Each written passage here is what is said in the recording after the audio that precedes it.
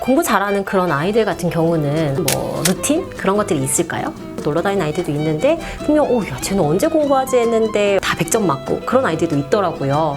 특별한 무엇인가가 있기 때문에 그런 걸까요? 공통적으로 나타나는 특징은 공부를 하는 방식을 체득화하고 있다는 겁니다. 저희가 그 흔히 말하는 MBTI에서 제2 성향의 아이들이 공부를 잘할 확률이 더 높나요?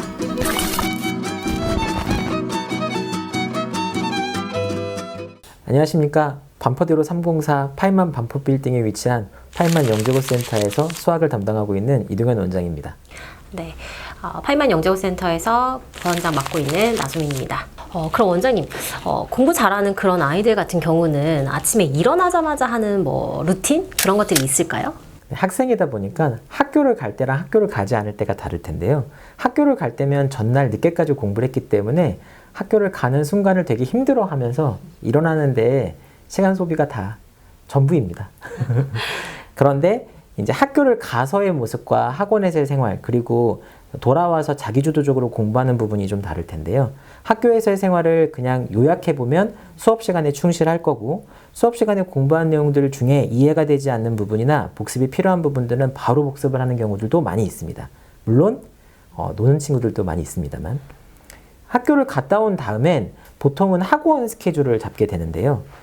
통상적으로는 월금이나 화목과 같이 주요 메이저한 시간대에 수학학원들과 영어학원들을 가게 되고요.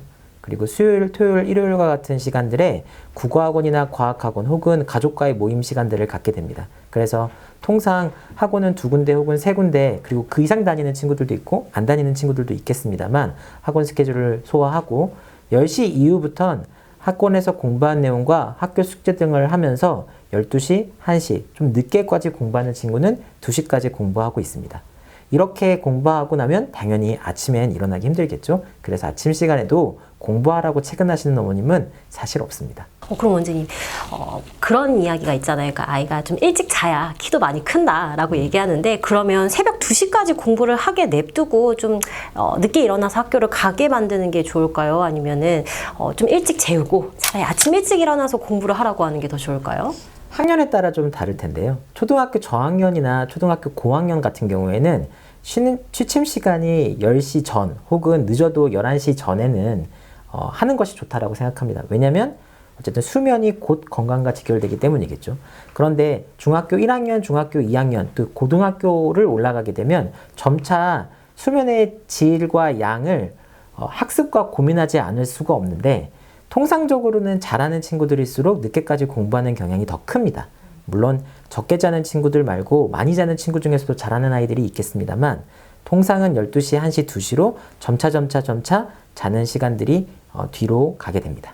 그럼 원장님, 제가 궁금한 건, 저 예전에 학교 다닐 때 제 친구들 중에서는 막 쉬는 시간에도 공부하는 아이들도 있긴 했지만, 쉬는 시간에 정말 친구들하고 활발하게 잘 놀고 뭐 시험 끝나면 같이 노래방도 가고 놀러 다니는 아이들도 있는데, 그런 아이들 중에서도 분명 야, 쟤는 언제 공부하지 했는데 어느샌가 공부를 열심히 해서 뭐 다 100점 맞고 그런 아이들도 있더라고요. 혹시 그럼 그런 아이들은 뭔가 좀 특별한 무엇인가가 있기 때문에 그런 걸까요? 아니면은 그 나름대로의 다른 시간 관리 방법이 있는 걸까요? 어머님, 아버님들도 그런 경험을 많이 해보셨을 텐데, 전교 1등이나 공부를 잘하는 아이라고 하여 항상 매 순간 집중하고 공부만 하고 있지는 않습니다. 그런데 그런 아이들의 경우에는 첫 번째로는 재능이 출중한 아이들도 있을 거고요.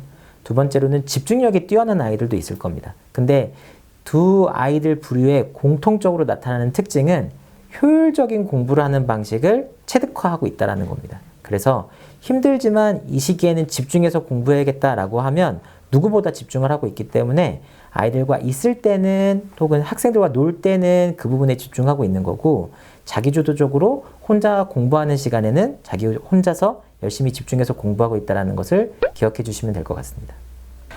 그럼 원장님, 그런 아이들 같은 경우는 친구들은 어떻게 만나나요? 뭐 연애도 전혀 안 하는 걸까요? 전교권인 아이들이라고 특별하지 않습니다. 다 친구들과 같이 있는 시간이 소중하고, 그래서 학교에서도 학원에서도 친한 친구들과 같이 소중한 시간들을 보내고 있습니다.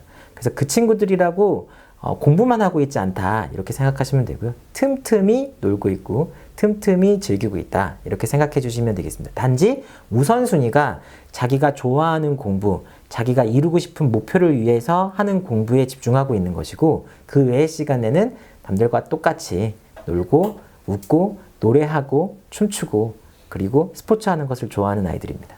원장님, 그러면 그 아이들은 주말에는 보통 어떻게 보내고 있을까요?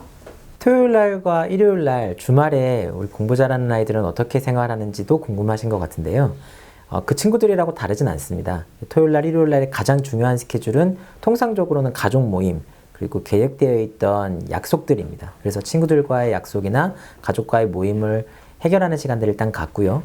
그리고 나선 이제 보통 주중에 공부하면서 놓쳤던 부분들을 다시 또 복습하거나 혹은 밀어놨던 공부들을 하는 시간들을 갖게 됩니다. 그래서 토요일 날 낮 시간에 가족 모임을 하면 토요일 밤 시간에는 밀어놨던 공부를 하게 되고, 일요일 날 종교 활동이나 가족 모임을 하게 되면 일요일 밤 시간에 다시 또 공부를 시작하는 스케줄을 갖고 있습니다. 그래서 쉬는 것과 밀어놨던 공부를 함께 진행하고 있는 것이 주말 스케줄이다, 이렇게 생각하시면 될 것 같습니다. 그럼 원장님, 제가 되게 단순한 질문을 한번 좀 드려볼게요. 그런 아이들은 혹시 뭔가 특별하게 먹는 음식 이런 것들이 있을까요? 뭐 두뇌에 정말 좋은 음식들을 챙겨 먹는다던가, 혹은 공부 잘 아이들은 꼭 이런 거 하나씩은 먹더라, 뭐 이런 것들은 있나요? 없죠. 그런데 네. 그런 건 있습니다. 아무래도 평일에 또 주말에도 열심히 자기 목표를 이루기 위해서 공부하고 있다 보니 어머님들은 이 아이의 건강에 대해서 굉장히 민감하실 수밖에 없거든요. 그래서 이제 어머님과 함께하는 식사에서는 가급적이면 좋은 음식, 건강한 음식을 주시려고는 하죠. 근데 통상 아이들은 별로 먹고 싶어 하지 않습니다. 그래서 제가 어머님들께 항상 드리는 말씀은 잠이 부족한 아이들에게 어머니의 역할은 피 대신에 홍삼이 흐르게끔 보양식 같은 것들을 챙겨드리는 게 좋다 정도 얘기하고, 우리 아이는 잘 안 먹을 겁니다. 그럼 원장님, 제가 원장님이랑 이렇게 쭉 이야기를 나누다 보면 사실 공부 잘하기 위한 방법 뭐 이런 것들을 설명할 때 계속 매번 나오는 단어들이 뭐 자기주도 학습 혹은 뭐 계획을 세운다 뭐 이런 내용들이 되게 반복적으로 나오고 있는데, 그럼 궁금한 건 저희가 그 흔히 말하는 MBTI에서 J 성향의 아이들이 공부를 잘할 확률이 더 높나요?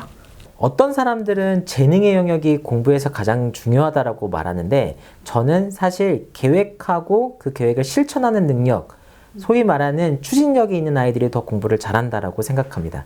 MBTI의 J는 아무래도 자기주도적으로 계획하고 그걸 실천하려는 성향이 더 강하기 때문에 J가 꼭 공부를 더 잘한다라고 말할 수는 없지만, 그런 성향의 아이가 그걸 꾸준히 할 수 있는 체력과 정신력이 뒷받침됐을 땐 공부를 더 잘할 수 있다라고 생각합니다.